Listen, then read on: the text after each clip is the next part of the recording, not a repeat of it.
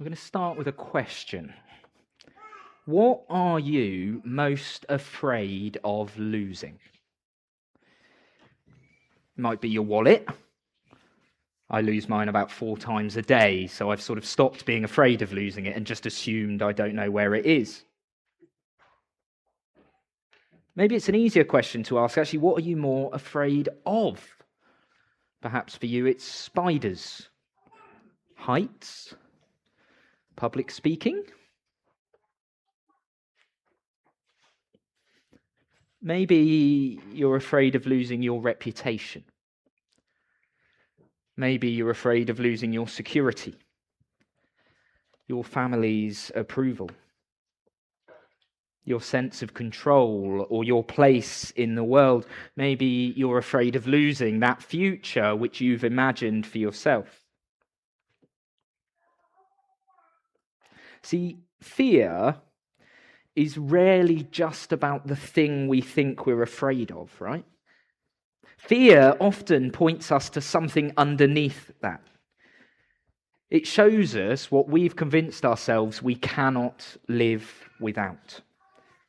It shows us where we've put our trust. In an odd way, our fear is a map of our deepest loyalties. Now, at first glance, not only do our readings seem unrelated, they seem like whoever put those readings together for Father's Day wanted to make a point, don't they? Like, honestly, something happened in whoever put those into the lectionary together on Father's Day, and I just don't want to ask that bloke too carefully. Genesis gives us Hagar and Ishmael in the wilderness, isolated, vulnerable, running out of water and hope. Matthew gives us Jesus sending out his disciples with a warning that following him may bring rejection and misunderstanding, even conflict within our own families. But actually, I think they both answer that question. What happens when life becomes uncertain and we do not feel secure? So in our first reading, Hagar finds herself in the wilderness because circumstances beyond her control have sent her there. Abraham, the father of her child, has sent her away with very limited supplies. And the water that she's given him has run out. And so she places her son under a bush and walks away because she cannot bear to watch him die. It's heartbreaking, isn't it? Can you imagine that moment? A mother who has reached the edge of what she is able to endure. A future which appears to have vanished. A situation that looks completely hopeless. In the desert, in the baking sun, without water or food, a baby lies alone under a bush. But the text next says something amazing. The text says that God hears the voice of the boy. God's attention towards the most vulnerable child in the desert is absolute. God's attention towards the people who seem forgotten, towards the lives that others may have overlooked. And then comes a really simple instruction. Do not be afraid. And then God opens Hagar's eyes and she sees a well. Now listen, my reading of the text is not that God made a well mysteriously appear. He could have, but actually the well doesn't appear out of nowhere. The well is there. Hagar cannot see it because she is afraid. That strikes me as a profound insight into what fear does. There's that bit in the Dune movies, isn't there? I don't know if you've seen them, where we hear fear is the mind killer. It narrows our vision. Fear shrinks our world until we are convinced that the future contains only loss and fear and things to be afraid of. We end up so focused on what's going wrong that we lose sight of possibility, of resource and hope. We're so focused on the fear of the desert, we don't see the well. But grace, the presence of God, it does the opposite. Grace expands our vision exponentially. It helps us to see where the fear has been hiding things from us. Grace reminds us that the story doesn't end at being afraid. There is a well in the wilderness. Now hold on to that image as we go and look at Matthew 10, and Jesus saying that if you follow him, you're going to expect to receive some of the same resistance that Jesus experienced. Misunderstanding, accusations, rejection. And that is not the version of discipleship that we tend to put on a recruitment poster, isn't it? It would make a rubbish Alpha advert, let's be honest. Because we would rather hear something, wouldn't we? Like, follow Jesus and everyone's going to appreciate your values. Follow Jesus and all your relationships are going to become easy. Follow Jesus and life will become more comfortable. Actually, Jesus offers something more honest. In this passage, 3 separate times, he says, do not be afraid. Jesus acknowledges there are things to fear. That opposition is real, rejection is real, pain and division and broken relationship is real. But what Jesus reminds us is that that reality doesn't have authority over our lives. The question isn't whether fear exists. The question is what gets to be in charge, fear or Jesus? And so Jesus obviously says something about sparrows. But see, in his world, sparrows are like the cheapest creatures imaginable. This is his version of a Tesco meal deal, right? And he says that not one of them falls to the ground outside of God's care. And he adds, even the hairs of your head are all counted, which I think is probably a bigger promise for some of you than it is for me, let's be fair. But it is an extraordinary image, isn't it? Your life is completely known. Your life is completely seen, and all that you are matters to God. Now, the sparrow may still fall from the sky. The disciple may suffer. Relationships may be hard. Following Jesus may be costly. But none of it escapes God's attention. Hagar, in our first reading, in the desert feels abandoned. The disciples feel exposed. Hagar sees only death. The disciples see only danger. We may feel unseen. We may feel forgotten. We may feel uncertain.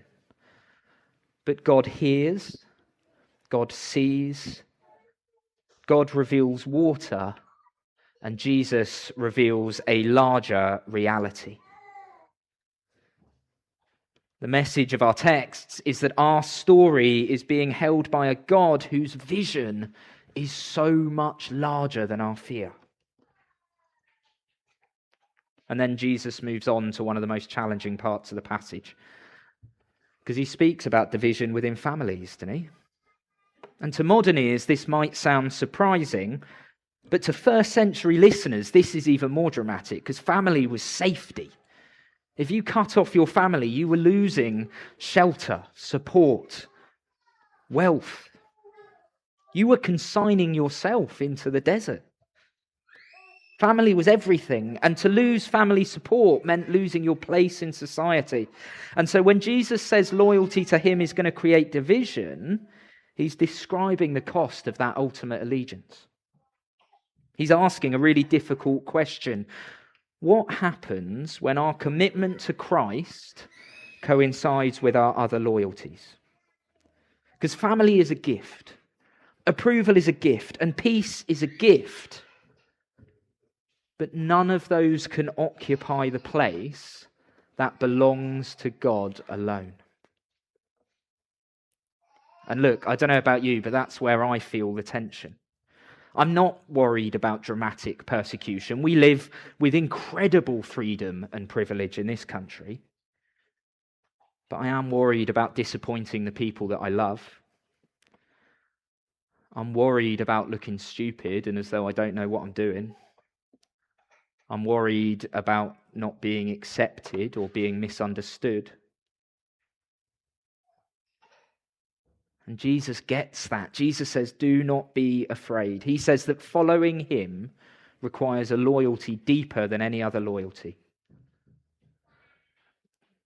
And then he introduces the image of the cross. And look, the cross feels really ordinary, doesn't it? If we're in a church and we don't see a cross, it's probably been converted into a Wetherspoons.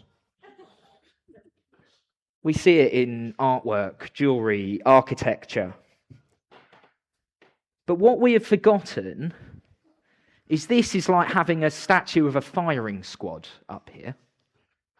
This is a hangman's noose stuck at the front of this building. This is a sign of shame and death and total destruction in the most painful possible way.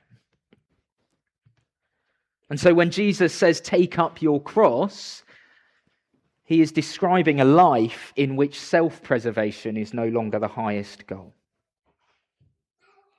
And so those who find their life will lose it, and those who lose their life for his sake will find it.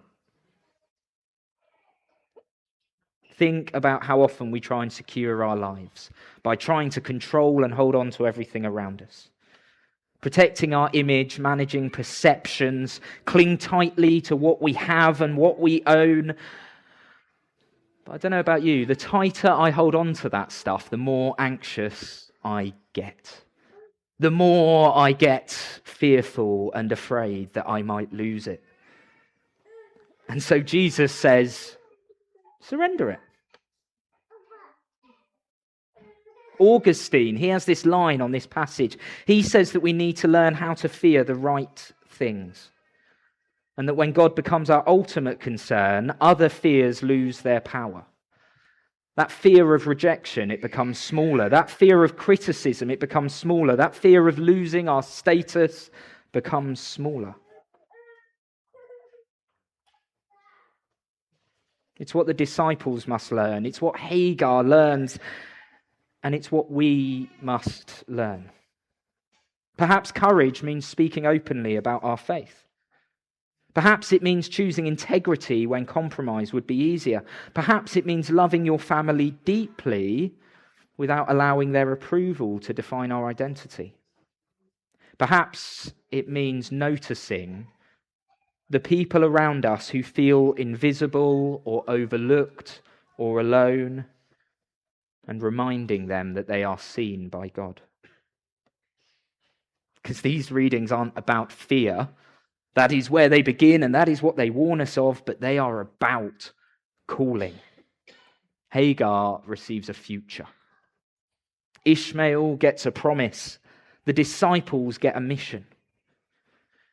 Because God doesn't just comfort people, he sends them. So let me leave you all with a challenge. Sisters and brothers, don't build a life that is governed by fear. Don't build a faith that you keep hidden. Don't build a peace that means avoiding the truth. Build our lives on the God who sees the sparrow fall. Build your courage on a Jesus who has walked the path before us. Build our hope on a God who hears the cries in the wilderness and dispels fear and reveals wells where none seemed possible. The cost of discipleship is real. Fear is real, but none of it gets the final word. You might be here today carrying fear, uncertainty. Perhaps you sit here thinking of a strained relationship, a future that feels uncertain, that you cannot see, exhaustion. Bring these things to God and hear again the words of Jesus. Do not be afraid. You will face challenges, but we do not face them alone. The road is difficult and Jesus has walked it. Your life is valuable. You are loved. It may feel that you are in an empty wilderness, yet ask God to reveal the wells that are in unexpected places. Sisters and brothers, courage is not the absence of fear. Courage is learning to place that fear into the presence of a faithful God. So tell the truth. Follow Jesus. Love bravely. Serve boldly. Walk forward with hope. The Father sees you. The Son goes before you. The Spirit strengthens you. And fear does not get the final word. Amen. So we come now to an opportunity to acknowledge those words of our shared faith in the Creed.